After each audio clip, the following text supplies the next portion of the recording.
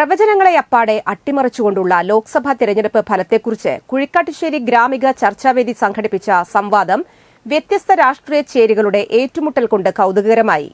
2024 ജനവിധിയുടെ അർത്ഥാന്തരങ്ങൾ എന്ന വിഷയത്തിൽ നടന്ന സംവാദത്തിൽ സിപിഎം ജില്ലാ സെക്രട്ടേറിയറ്റ് അംഗം P K Davis master, BJP സംസ്ഥാന കമ്മിറ്റി അംഗം പ്രിന്റു മഹാദേവ് ആഗ്നേയ, യൂത്ത് കോൺഗ്രസ് സംസ്ഥാന general secretary doctor soya Joseph എന്നിവരാണ് മൂന്ന് മുന്നണികളെ പ്രതിനിധീകരിച്ച് സംസാരിച്ചത്. ഒപ്പം തുല്യ പ്രാതിനിധ്യ പ്രസ്ഥാനത്തിന്റെ കൺവീനർ എം സുൽഫത്തും, തുടർന്ന് Madhavan Purachery, father John Kavalakkat, Babu P Thomas, doctor Vadakkedath Padmanabhan, K C Haridas, Chandran Manavalappil, M A Babu, P T Wilson, K C Jayan, V K Chandran എന്നിവർ ചർച്ചയിൽ പങ്കെടുത്ത് സംസാരിച്ചു.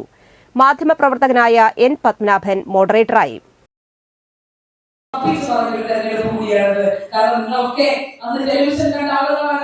ആദ്യത്തെ 3 മണിക്കൂറുകളിൽ